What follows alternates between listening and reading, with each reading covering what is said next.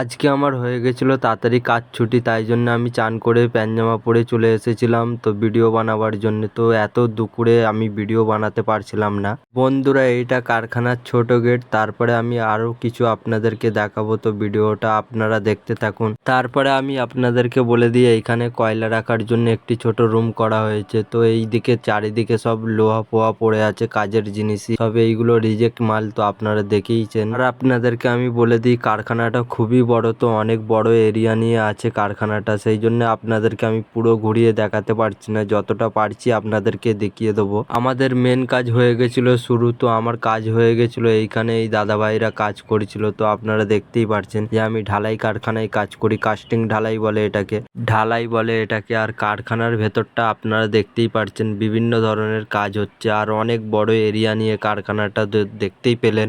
আমি আপনাদেরকে একটি জিনিস দেখাতে চাই, ওই যে জিনিসটা আমি জুম করে দেখাচ্ছি, আপনারা দেখুন, ওটাকে ফানিস বলা হয়, ও থেকেই আগুন গলাটা পড়ে। তারপরে আমরা চলে এসেছিলাম বাইরে, এইগুলো কোম্পানির টিনের রুম বানানো আছে, এইখানে সব লেবাররা থাকে, অনেক দূর দূর থেকে যারা এসে থাকে তারা এইখানে। তারপরে আমরা ঘুরতে ঘুরতে এগিয়ে চলে এসেছিলাম কারখানার শেষ পজিশনের দিকে। তো এইখানে দুটি নারকুল গাছ আছে, প্রায় নারকুল পড়ে এইখান থেকে, আমরা খাই সেই নারকুল নিয়েও। বন্ধুরা, আমি ডেলি কি করে থাকি না করে থাকি সেটা আজকে আপনাদেরকে আমি বলে দিলাম। তো ভিডিওটা ভালো লাগলে লাইক করবেন।